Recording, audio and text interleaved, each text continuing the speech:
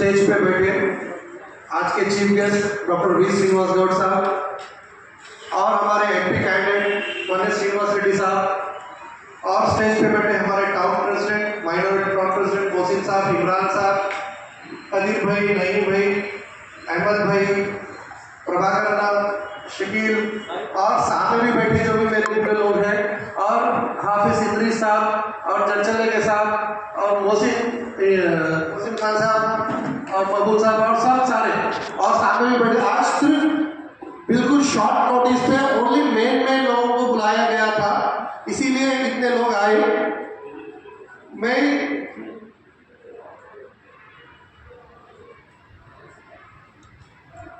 मैं आप लोगों से ये कहना चाह रहा हूँ, फर्स्ट पॉइंट ये है कि मुसलमानों का मुद्दा कांग्रेस पार्टी नहीं ली, मुसलमान बीआरएस में भी है और दानिशवर मुसलमान, अच्छे मुसलमान जो तेलंगाना के बारे में सोच रहे हैं, जो इंडिया के बारे में सोच रहे हैं, वो लोग बीआरएस पार्टी के लिए काम कर रहे हैं। कांग्रेस पार्टी कोई वो नहीं है। कांग्रेस पार्टी क्या करी हमारे को पता बोलो। आज शेरवानी के अंदर जो परेशानी आ गई, कांग्रेस ही जिम्मेदार है। इंडिपेंडेंस के वक्त मुसलमानों की फाइनेंशियल हालत क्या थी, आज क्या है। 2004 में जब यूपीए गवर्नमेंट बनी तो सच्चर कमेटी की रिपोर्ट डाले, डॉक्टर जस्टिस सच्चर को कमीशन डाले और बनाए, तो वहां पर जस्टिस सच्चर जो रिपोर्ट दिए ये दिए कि मुसलमानों की हालत दलितों से बदतर है। ये फैक्ट है या नहीं है? आप लोगों को सबको मालूम है ना। मैं ये इसीलिए बोल रहा हूँ कि ग्रुप डिस्कशन हुआ, महिलाओं में डिस्कशन हुआ, बड़े लोगों के पास डिस्कशन हुआ, कहीं भी डिस्कशन हुआ, तो कांग्रेस के बारे में बोलना यही बोलना कि हमारी परेशानी की जो जिम्मेदार है कांग्रेस ही है, कुछ नहीं करी कांग्रेस। एक छोटा एग्जाम्पल बोलता हूँ मैं, 2014 तेलंगाना आने से पहले पूरे आंध्र प्रदेश में कितने माइनॉरिटी हॉस्टल्स थे? बोलो, आप लोग बोलो, किसी को मालूम कितने हॉस्टल्स थे? 12, ओनली 12 माइनॉरिटी रेजिडेंशियल हॉस्टल्स थे। तेलंगाना आने के बाद, केसीआर साहब आने के बाद, एक सेक्युलर गवर्नमेंट आने के बाद यहाँ पर मुसलमानों को कुछ करना, यहाँ के लोगों को कुछ करना, तो एजुकेशन देना, इनको लोगों को एजुकेशन देना बोल के आज तेलंगाना में डिग्रीज के कितने रेजिडेंशियल स्कूल्स हैं? आप लोग बोलो, 204 स्कूल्स, रेजिडेंशियल स्कूल्स पूरे तेलंगाना में है।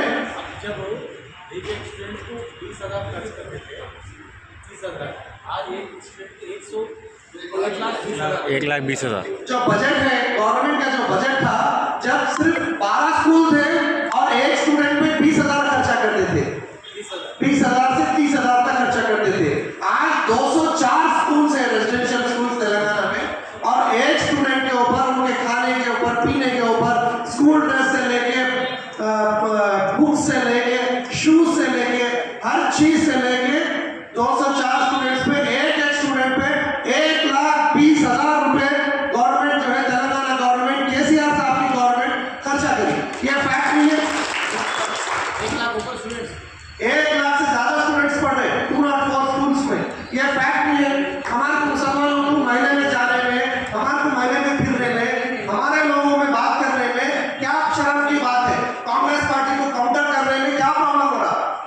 कांग्रेस पार्टी कुछ नहीं कर रही। आज जो बीजेपी पार्टी, या सिर्फ अपने लोगों है, मैं थोड़ी एक बात बोलना चाह रहा हूँ, आज जो इशू पे बीजेपी पार्टी वोट पूछ रही, 1992 में किसकी गवर्नमेंट थी? कौन जिम्मेदार है?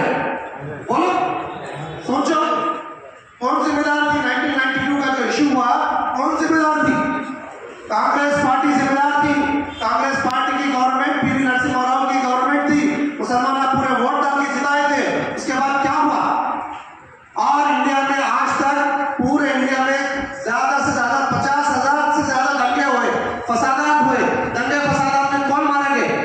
ज्यादा से ज्यादा मुसलमान मारे गए। और कौन जिम्मेदार है इसका? कांग्रेस पार्टी जिम्मेदार है इसकी। बहुत बड़ी सेक्युलर पार्टी अपने नाम को कहती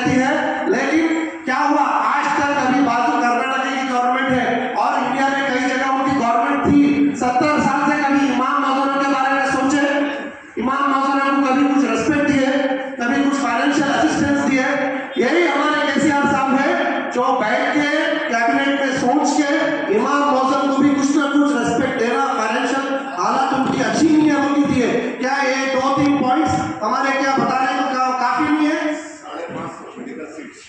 550 मेडिकल सीट्स में 550 मुसलमानों को मेडिकल सीट्स देने के लिए गया है और कई इश्यूज हैं।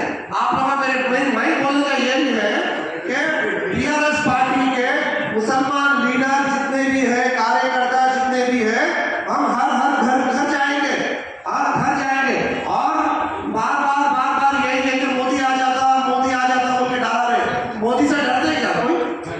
10 साल मोदी था, क्या करा? कुछ हुआ?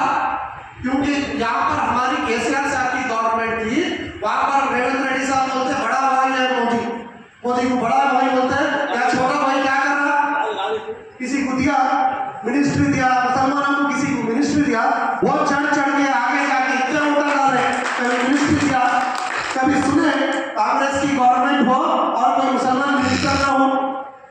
और यहाँ के थोड़े लोग बोल रहे हैं कि हम लोग जो है पॉलिसी फ्रेम कर रहे हैं, अभी ये 100 डेज में इम्प्लीमेंटेशन कहीं नहीं हुआ बोले तो पॉलिसी फ्रेम कर रहे हैं। अरे भाई जब पॉलिसी फ्रेम कर रहे थे तो एक मुसलमान आदमी को कैबिनेट में रखना था, मुसलमानों के इश्यूज डिस्कस करना था, मुसलमानों के लिए भी पॉलिसी फ्रेम करना था।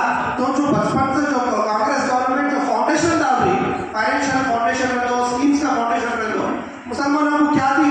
खाली धोखा मिला, कुछ नहीं मिला। आज भी जो कैंडिडेट है खाली मुसलमान के वोटा बना, लेकिन मुसलमानों ने मुझे बोल रहा हूँ जैसा कि मुसलमानों में जो दूसरा एक बेचैनी है एनआरसी और सीएए को लेकर, हमारी स्टेट गवर्नमेंट केसीआर साहब की गवर्नमेंट कैबिनेट में और असेंबली में बिल पास कर रहे कि सीएए और एनआरसी तेलंगाना में हम लोग लागू नहीं करेंगे। पास करी नहीं करी, बिल पास करी नहीं करी, तो हमारा स्टैंड बिल्कुल क्लियर है। और एक इशू है कि टीआरएस गवर्नमेंट, टीआरएस के जो एमपीस है वो पार्लियामेंट में जब बिल पास हो रहा था ट्रिपल तलाक के ऊपर, है ना, ये इशू बोल रहे डिस्कशन में, पब्लिक में है नहीं है। कांग्रेस वाले यही बोल रहे हैं कि ट्रिपल तलाक जो है जब इशू बिल पास हो रहा था, हमारे टीआरएस के एमपीस जो है वॉकआउट कर दिए और सपोर्ट नहीं कर। मैं उसमें ये काउंटर देना चाह रहा हूँ, मैं ये बोलना चाह रहा हूँ, आंध्रा में जगनमोहन रेड्डी की गवर्नमेंट आई, 25 में से 22 एमपी जीते होगा। क्या बोल के जीते? हम लोग तो आंध्रा को स्पेशल स्टेटस लाते होंगे, जीते लाए, क्यों नहीं लाए? जगनमोहन रेड्डी साहब जीतने के 15 दिन के बाद ही वहां पर बोल दिए कि बीजेपी को एब्सोल्यूट मेजॉरिटी है, ब्रूट मेजॉरिटी है, वहां पर हमारे जो बिल्स हैं वो पास नहीं हो सकते क्योंकि ये टर्म में पॉसिबल नहीं है बोल के बोले। अगर तेलंगाना की जो एमपीस है, केसीआर साहब है, अगर सेंट्रल में जो बिल पास हो रहा था पार्लियामेंट में, अगर हमारे वोट करने से अगर वो बिल गिरता, वो बिल रिजेक्ट होता, तो इंशाल्लाह मेरे को पूरी उम्मीद थी कि केसीआर साहब बोलते थे एमपीस को कि उसके अगेंस्ट में वोट डालो, ट्रिपल तलाक के अगेंस्ट में वोट डालो, लेकिन वहां पर ऐसी हालत नहीं थी। बीजेपी की एब्सोल्यूट मेजॉरिटी थी, ब्रूट मेजॉरिटी थी। वो लोग जो है टीआरएस वाले आओ या मत आओ, दूसरे पार्टी आओ या मत आओ, वो लोगों को साथ में नहीं लेके वो लोग वन साइडेड डिसीजन करें, हम कुछ भी नहीं कर सके सर। लेकिन आज के हालात ऐसे हैं, मैं यह महसूस कर रहा हूँ कि यहाँ पर हम गवर्नमेंट आने वाली है, ना बीजेपी गवर्नमेंट फॉर्म करने वाली है, ना कांग्रेस फॉर्म करने वाली है। यहाँ पर रीजनल पार्टीज डोमिनेट करेंगे। रीजनल पार्टीज जब डोमिनेट करेंगे, इंशाल्लाह हमारे जो भी बिल्स है, और हम टीआरएस पार्टी में है, हमारे लीडर्स तक हम ये बात पहुंचाएंगे कि कभी भी हम गवर्नमेंट आई और कोई भी बिल, कोई भी जो मुसलमानों को मेन डैमेज करने वाला बिल कुछ हो, तो वो ऐसे बिल्स को सपोर्ट नहीं करेगी, नहीं पास होने देगी। और हम लोग केसीआर साहब यहाँ पर महबूबनगर में आए खुद बोले कि मैं मरते दम तक सेक्युलर रहूंगा। ये एक बात जो तेलंगाना के लिए एजुकेशन करा, जो तेलंगाना के लिए इतना काम करा, जो तेलंगाना के लिए मरने के लिए तैयार हुआ था, वैसा आदमी एक चौरस्ते पे बैठ के पूरे आवाम के सामने वादा करा कि मैं मरते दम तक सेक्युलर रहूंगा। तो वैसी पार्टी को हम लोग जिताना है। और कांग्रेस पार्टी 3rd नंबर पे है, और 3rd नंबर पे भी बहुत दूर है। थोड़ा सा कांग्रेस वाले बोल रहे नहीं भाई, थोड़ा सा धक्का दिया हम लोग निकल जाते। अरे कैसे निकलते बाबा, कैसा आते? बहुत दूर है, कोई भी नहीं कर रहा हो, खाली मुसलमानों को थोड़े जगह को पकड़ के बेवकूफ बना रहे। कांग्रेस पार्टी को टीआरएस पार्टी क्या हमेशा कांग्रेस पार्टी मुसलमानों को ठोकेगी।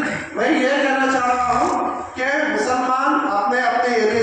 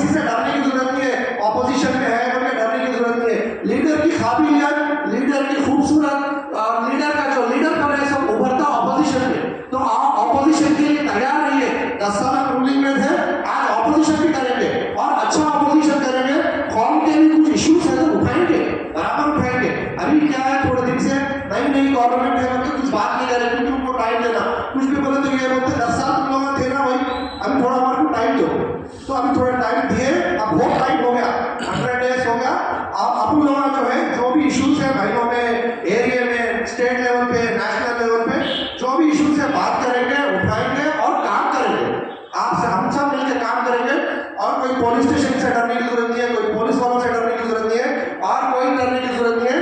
किसी को भी कुछ भी प्रॉब्लम आया तो पार्टी साथ में रहेगी।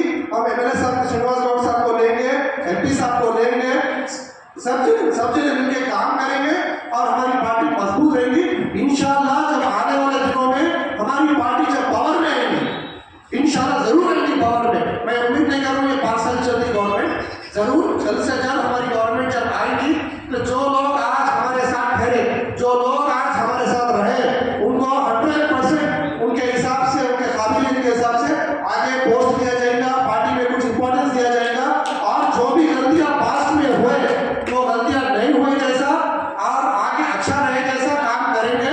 और अभी भी कांग्रेस पार्टी को जो अपने काउंसलर्स चले गए, जो पुराने जो काउंसलर्स चले गए, वो लोगों से बहुत परेशान है। वो लोग जो कांग्रेस के पुराने एमएलए को काम कर रहे थे, वहां पर भी बहुत डिस्टर्बेंस है, लिहाजा उनको भी अच्छा गिफ्ट मिला अपने तरफ से। पर डरने की बात नहीं है, आप लोग सब काम करिए। मैं एक ही बोलना चाह रहा हूँ, कॉन्फिडेंट रहिए, महिला में जाइए, आपके ग्रुप को